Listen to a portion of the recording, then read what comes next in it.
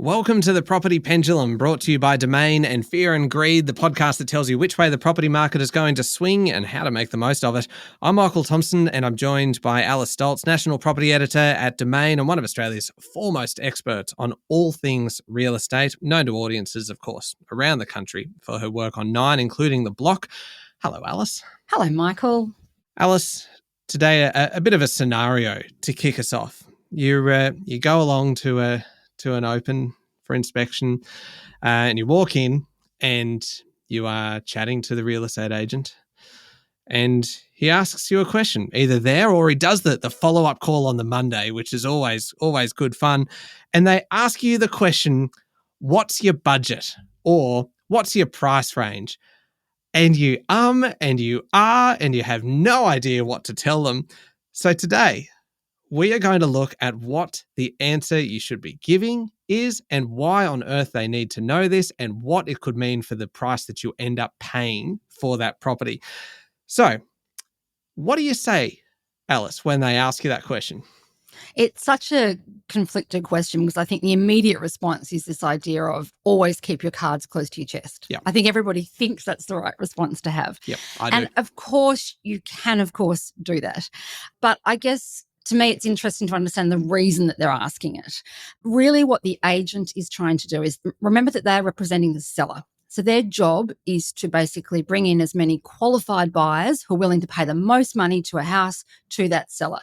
So what they're trying to do is get an understanding of just how serious you are and are you even in the ballpark of potentially bidding on this house. That's basically why they're asking it. So at that point, if you don't want to say what your figure is, that's completely fine, and you shouldn't feel fearful of that by any stretch of the imagination. But there are some benefits which we can get to after about sort of being a bit more transparent, I suppose. Okay, so really it is just to make sure that you are actually a qualified buyer, a real potential buyer, rather than just a tire kicker.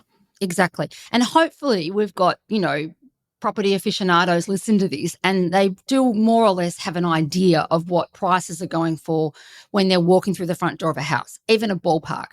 So if you want to sort of have a poker face, you could always just go with whatever you reckon it's worth, just to say that to get the agent off your back in that first instance. Okay. But, just to play devil's advocate then on this, say you walk in and they say, what's your price range?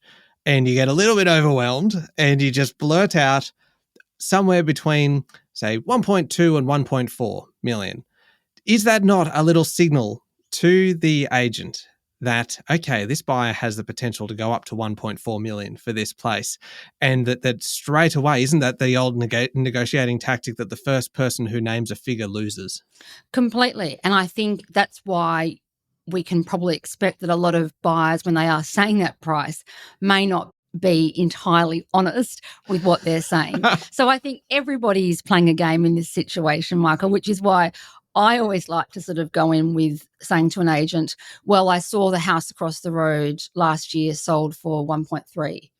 And then the agent will say to you, oh, yeah, but that was because it's not as beautiful as this property, or it hasn't got the same orientation, or whatever. That they'll come back and sort of counter things to you. But I do think cold hard evidence of what prices have sold for in the area you're looking at in a similar time of the market is probably the most, telling figure you can present back to an agent. Funnily enough, this all comes back to doing your research, doesn't it? It actually all comes back to everything that we have talked about along the way throughout this podcast about the fact that if you go and do your research and see what the other sales have been in the area, what properties have been selling for, and just get a feel, go along to other auctions and see what the vibe and the mood is, then all of a sudden when that agent hits you with that question when you walk through the front door, you have all of the information at your disposal and can kind of be a bit of a show off. Enjoy that moment, absolutely, Michael. But I think that can just give you as a buyer, potential buyer, confidence in whatever it is that you're going to potentially transact, and having those comparable sales or understanding how much stock is on the market you're looking at. If there's only one house in that suburb up for sale, there probably aren't that many options around. However, if there are auction boards on every fifth house in that street, and you're seeing the clearance rate in that area sort of taper off or something, again, you really can feel quite confident, I suppose, about the market conditions. Having said that, an agent will undoubtedly respond to you and say, well, there's a reason why this house doesn't qualify to that price that you're trying to connect it with. And that's obviously their job. Again, they're representing the seller and they're trying to get the best price they can for that property. But remember, you are always in control of that offer. And I guess, even if you say something, it doesn't necessarily mean you have to sort of bind yourself to that. Okay. What about, though, when you are binding yourself to it? And this is a slightly different scenario, isn't it? That when maybe you've been to a couple of opens, you've been through the house a few times and you have had conversations with the agent. So you're well past that point of discussing price guides. They know that you are an interested buyer. And then you get a call from them saying potentially, look, we've received an offer from another party. What's your best offer? This is when it gets interesting, because an agent will often say that if it's an expression of interest campaign on this particular property, and they will also say it in the case of a price of a house rather that receives an offer prior to auction.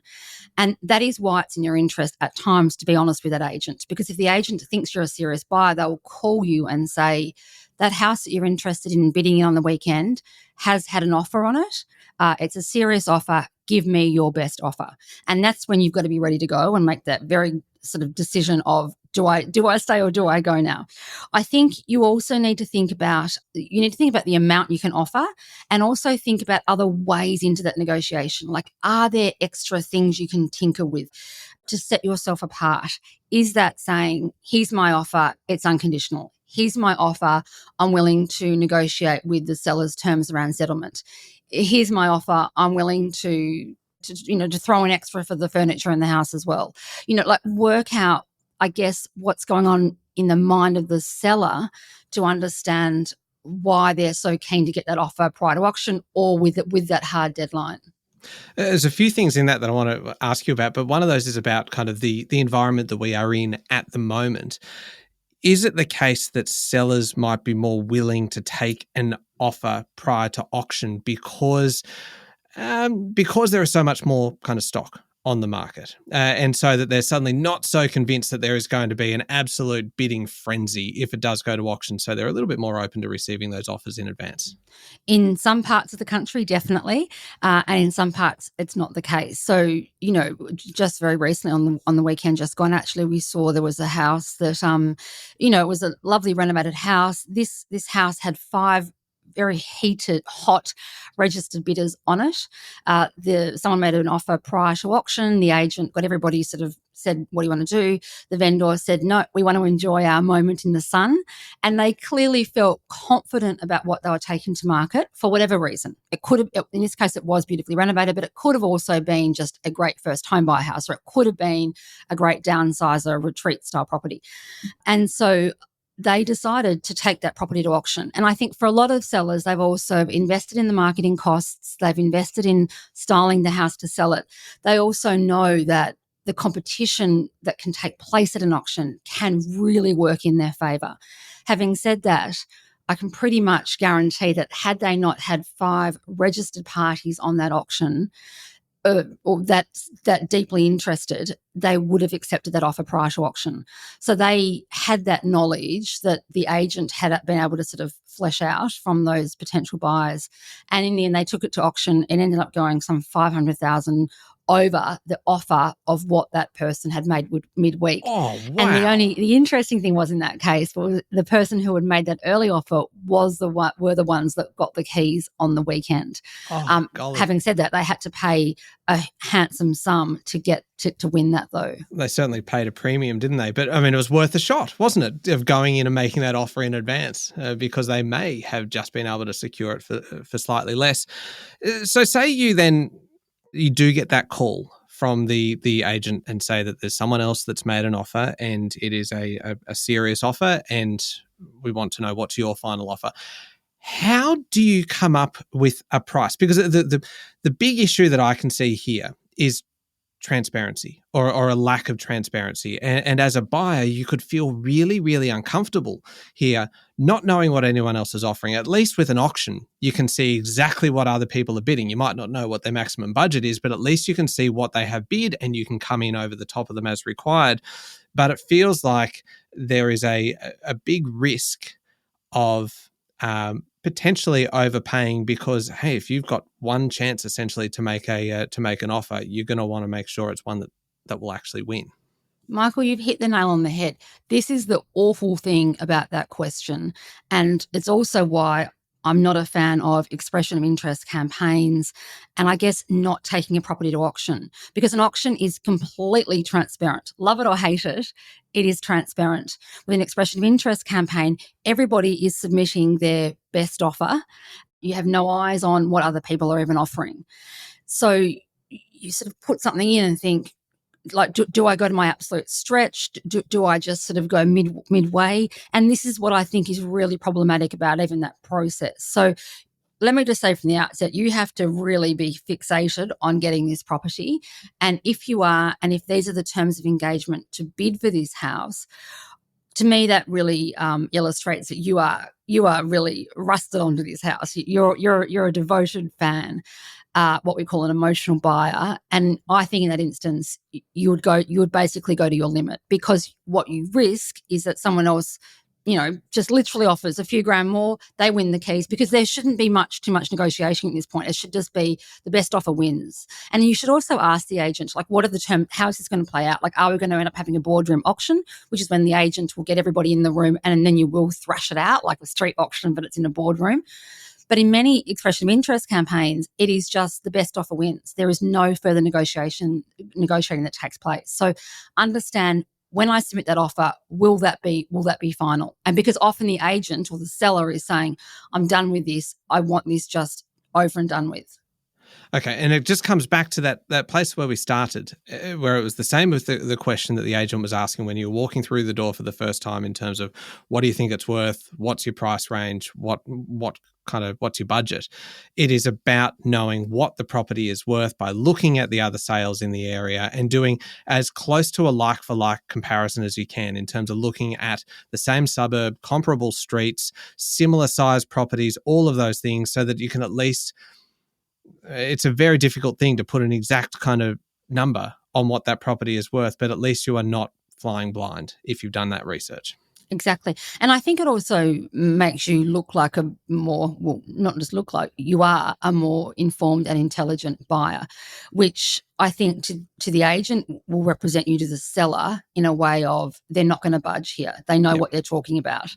Yeah. Because I think also that changes the perception of you to that seller. Can I ask you one final question? And I just find this so curious.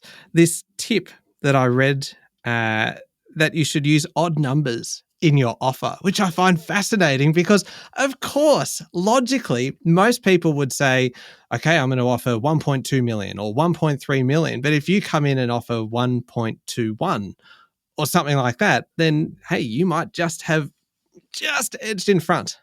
It's just that psychological trick, isn't it?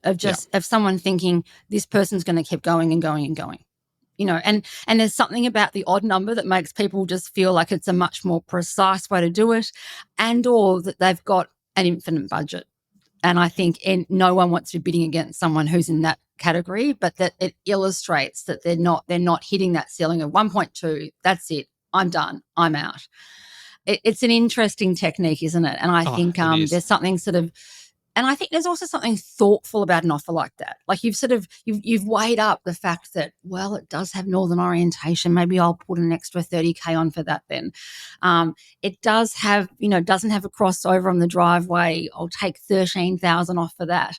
And this idea that you really know your stuff and you're, just flushed with knowledge, and you're just not going to be able to sort of be screwed around here, I guess. I love it, because it also takes a little bit of the emotion out of it. As soon as you are able to put things into a spreadsheet and actually go, okay, if this is worth this and this is worth this, then it does kind of make it less of an emotional decision and more of an analytical one. Yeah, it's like you become a professional valuer effectively, and that's how property valuations are done. I don't think, though, Alice, that I'm ever going to be comfortable when the agent asks me when I walk through the door, what's your price range? I think even after all of this, I think I'm still going to go, oh, no, I'm just looking for now, thanks. It's just, well, there are other people you can speak to about that, Michael. Probably, I'm sure there's a lovely psychologist who can help you gain confidence in that area, because I think I think really that you should feel quite empowered to do so, and I really encourage you just to practice on your kids and just crack on with it. Yeah, especially now that we've had this conversation, I know exactly what to do. I should not be surprised next time I walk in and the agent asks me that question. Thank you very much, Alice.